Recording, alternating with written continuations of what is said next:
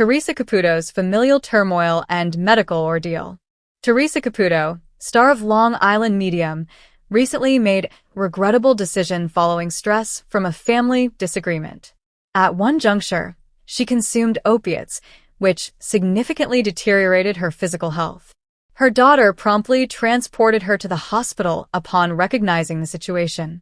Medical professionals said that had Theresa not arrived at the hospital promptly, she might have had irreversible kidney damage. Following treatment, Theresa's status is currently stable. Per medical advice, Theresa may be discharged to her house if she desires.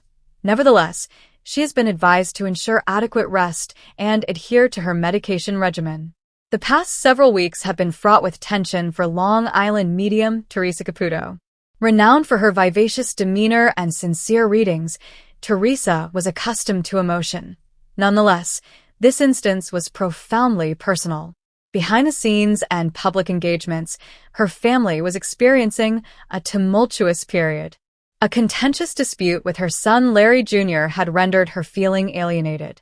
Their previously cohesive relationship has been deteriorating due to a combination of personal miscommunications, stress, and the burden of notoriety. Theresa, feeling inundated, withdrew inside herself. On a wet Friday afternoon in Hicksville, Theresa sat solitary in her kitchen, the house unsettlingly silent. With her nerves strained and heart burdened, she took a perilous decision, one she would ultimately regret. In an attempt to alleviate her emotional distress and obtain some slumber, she consumed several opiates discovered in her medicine drawer, which had been prescribed months earlier for back pain. However, the relief was never realized. A surge of dizziness, nausea, and chest constriction enveloped her. Her eyesight became indistinct as she faltered toward the couch. At that moment, her daughter, Victoria, who had arrived unexpectedly, discovered her in a semi-conscious state, scarcely able to articulate words. "Mother? Mother, what did you acquire?" Victoria wept, softly shaking her. Theresa, grappling with her response, murmured, "I simply required a respite." Victoria promptly dialed 911. The paramedics arrived promptly, and within minutes, Theresa was transported to the emergency room at St. Joseph Hospital. Physicians acted swiftly to stabilize her condition. Tests indicated that the interplay of stress and opiates had started to impair her kidney function.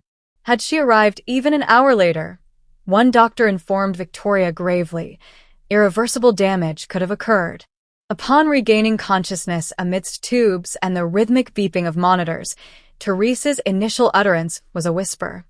"Am I still here?" "You are present, Mother," Victoria responded, grasping her hand firmly, her eyes brimming with tears. "You terrified me." In the ensuing days, the hospital room became into a site of confrontation. Theresa, profoundly embarrassed and regretful, confided in Victoria regarding the pressure she had experienced, the demands from admirers, the fractures between the family, and the solitude that had insidiously infiltrated her life. Victoria not only listened, but also extended her forgiveness. "You consistently prioritize the well-being of others, Mother. It is now time for someone to attend to your needs," she remarked. While the physicians observed her recovery, Theresa started to contemplate the messages she frequently conveyed to others regarding healing, love, and heeding the spirits of the deceased. She recognized the necessity of heeding her own spirit, her own body, and the living beings who cherished her with equal fervor. Following 4 days of treatment and monitoring, her condition stabilized. The physicians advised her that she may be discharged, contingent upon her commitment to adhere completely to the treatment regimen and ensure adequate rest.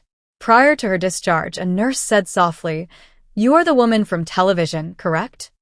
The individual who communicates with spirits?" Theresa offered a faint smile. "Indeed, one might assert that they communicate with me." "Indeed," the nurse remarked with a congenial smile, "it appears that someone is watching over you." Now at home, with sunlight illuminating the windows, Theresa Caputo is not merely recuperating, she is transforming. No cameras, no measurements, only quality time with family, profound discussions, and self-care. The medium who communicates with spirits narrowly evaded becoming one herself. She is now more resolute than ever to live fully, not solely for her admirers, but for herself and those who genuinely matter. Nonetheless, the afternoon in Long Island was crisp and autumnal. The leaves spiraled on the sidewalk outside Theresa Caputo's charming office as the wind conveyed secrets through the trees. The interior was tranquil, yet imbued with expectation. Emily Martinez, a woman, had reserved a private session, her hands trembling as she held a locket tightly to her chest. Theresa entered the room with her characteristic confidence, her long blonde hair swaying and stilettos softly clicking against the hardwood floor. She momentarily halted, her eyes constricting, lips separating as if attuned to a distant sound. "Prior to your introduction," Theresa continued, "I must inquire. Did someone dear to you succumb to self-inflicted harm?" Emily's breath became constricted in her throat. "My sibling," she murmured. "James." Theresa acquiesced gravely. "He is already present. Furthermore, indeed, he is boisterous. He wants to convey that he is now well and expresses his apologies. There is a significant amount of emotion, considerably substantial. He claims he was unable to locate the light during his time here. He expressed that he felt like a liability." Emily commenced to weep. "That is precisely what he inscribed in his note. He believed we would do better in his absence." Theresa delicately rested her hand on Emily's. "He asserts that this is false. He now comprehends the profundity of your devotion for him. He laments not persevering for a more extended period.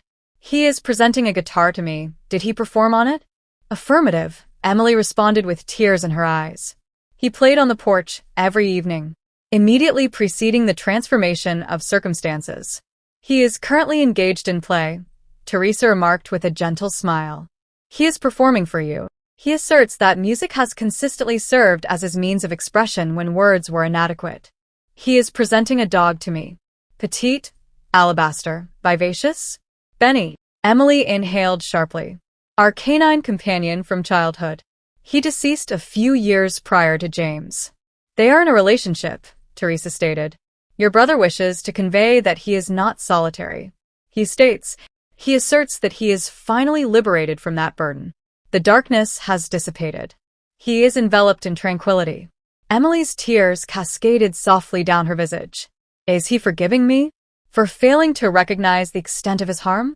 Theresa hesitated, her tone now kind. "He asserts that there is nothing to pardon. You were his support, his illumination. He was unable to maintain his grip long enough to reach the shore. However, he perceives it now. He wants for you to relinquish the guilt." A prolonged silence enveloped the room, interrupted solely by the sound of Emily's gentle sobs. Theresa remarked that James claims he visits you whenever his favorite song plays on the radio. "Do you ever experience that breeze on your neck when you are solitary? That is him, continuing beside you." Emily shut her eyes and smiled for the first occasion. "I have experienced that. I believed I was losing my sanity." "Negative," Theresa stated, rising to her feet. A brother expressing affection for his sister from afar. As Emily prepared to depart, she glanced back and expressed, "Thank you, Theresa. You provided me with a singular element I never anticipated possessing, tranquility." Theresa beamed amiably. "I did not do that. That individual was James. He merely required assistance in conveying his point."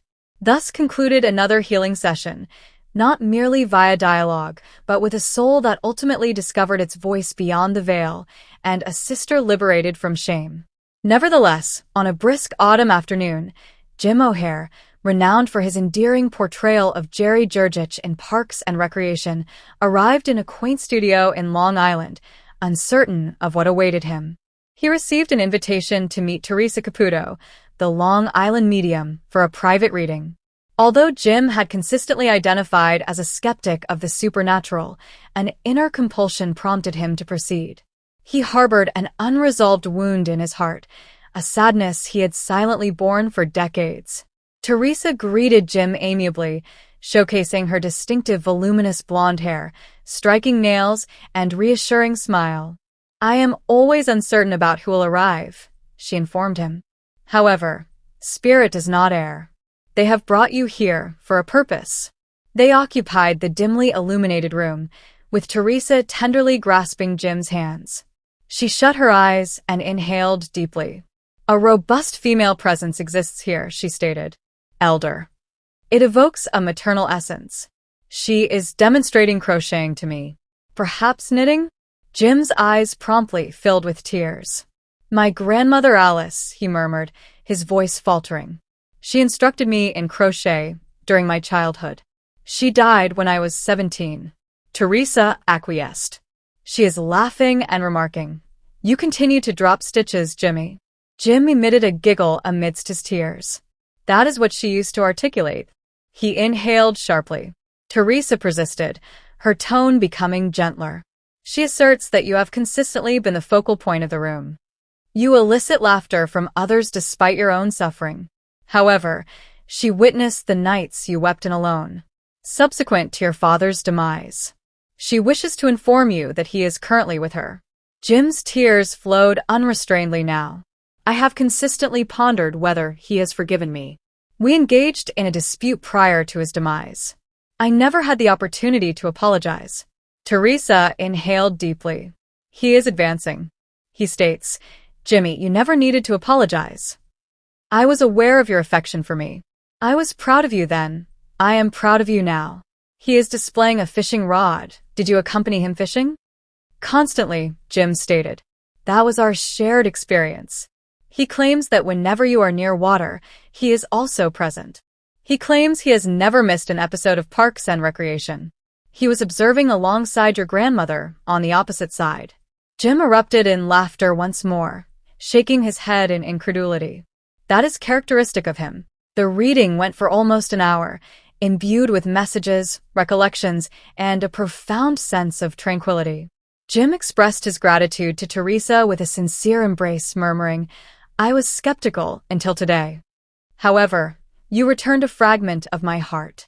Subsequently, that evening, Jim utilized social media to recount his event. I entered with skepticism. I departed in tears. Theresa Caputo facilitated a sense of closure that I had not experienced in a considerable duration. I sincerely appreciate it. The narrative rapidly gained widespread attention. Fans inundated the comments, recounting their personal experiences with grief and connection. It served as a reminder that even people who elicit the greatest laughter may have the biggest burdens, and that love, in some manner, invariably finds a way to connect with us.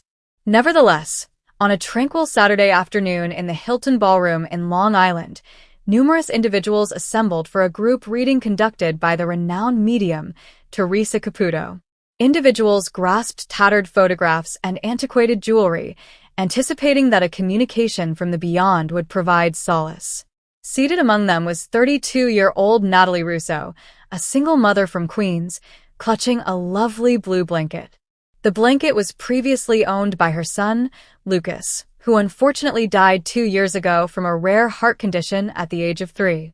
Natalie had never publicly disclosed specific information regarding his death, nor the peculiar birthmark resembling a crescent moon located right over his left hip. As Theresa navigated the throng, her distinctive voluminous blonde hair swaying and arms gesticulating, she abruptly halted. Her physique became rigid. Very well, she replied, shutting her eyes. I possess a young male child here. He died at a young age. I continue to hear his laughter. He is attempting to alleviate the atmosphere. Natalie experienced a shiver traverse her spine. Theresa gestured deliberately in her direction. You, dear, attired in the green top. Are you able to rise? Natalie stood up uncertain. Theresa remarked, he states, inform my mother that I still possess the moon. Do you comprehend that? Natalie inhaled sharply, her eyes immediately brimming with tears. Affirmative. Lucas possessed a crescent-shaped nevus. I referred to it as his moon. The room became completely silent. Theresa inclined her head. He claims you kissed it nightly before retiring. Natalie collapsed in tears, nodding involuntarily. I did so each night. Theresa smiled warmly, her eyes glistening with moisture. He wishes to convey that he continues to feel your kisses.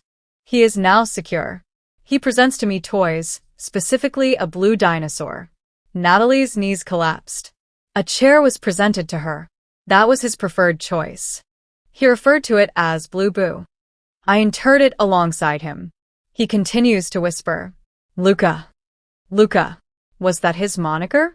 Natalie grasped the blanket firmly. Affirmative. No one else has ever referred to him in that manner. Only I. The room was charged with emotional intensity. Unknown individuals wept. A woman murmured. She could not have been aware that. Theresa inhaled and stated he expresses, inform mother not to fear forgetting. I will remind her in dreams. And dear, he is revealing a rainbow to me. You are expecting another kid, and he will personally deliver the soul. Natalie succumbed to tears, acquiescing with a nod. I have contemplated attempting once more, yet I was apprehensive. Theresa approached, laid a hand softly on Natalie's shoulder and remarked, He is perpetually with you. Simply observe the moon. As Theresa proceeded to the subsequent reading, the ballroom fell silent, altered. Both skeptics and believers observed in astonishment, not due to a correctly guessed name or the disclosure of a birthmark, but because, if only for an instant, the imperceptible barrier separating life from death appeared more tenuous than ever. In that instant, Natalie Russo experienced a sense of completeness once more. Nonetheless, on a bright autumn morning in Manhattan, Barbara Corcoran, esteemed business magnate, real estate billionaire, and cherished Shark Tank investor, cautiously entered a little studio on Long Island. She received an invitation for a private spiritual reading with Theresa Caputo, the renowned Long Island medium. Despite being a seasoned businesswoman renowned for her acerbic humor and pragmatic approach, Barbara harbored an internal disquiet that she had long suppressed behind years of ambition, corporate meetings, and multi-million-dollar transactions. Theresa welcomed her enthusiastically, her characteristic beehive hairstyle gently bobbing as she offered her hand. Greetings, Barbara. I am truly honored by your presence. The atmosphere has been vibrant all morning. Your energy is unmistakably felt. Barbara laughed courteously, attempting to conceal her anxiety. I do not genuinely subscribe to this notion, she stated. However, I am inquisitive. Let us evaluate your capabilities. The session commenced in silence. Theresa momentarily shut her eyes, then inhaled sharply. Oh my God, a woman is advancing. She is diminutive, spirited, and is presenting to me an antiquated flat, reminiscent of a walk-up in the city. Do you comprehend this? She claims to have possessed little, yet she maximized every opportunity. Barbara's demeanor altered, her smile dissipating. That resembles my mother, she said. Theresa acquiesced. She is grasping a jar containing coins, nickels and pennies. She states that you previously counted them with her when the rent was payable. She takes pride in your transformation of every coin into an empire. Barbara had constriction in her chest. She often stated that we were affluent in aspirations, despite our financial impoverishment. Theresa smiled gently. She states, inform my Babs that she fulfilled my aspirations.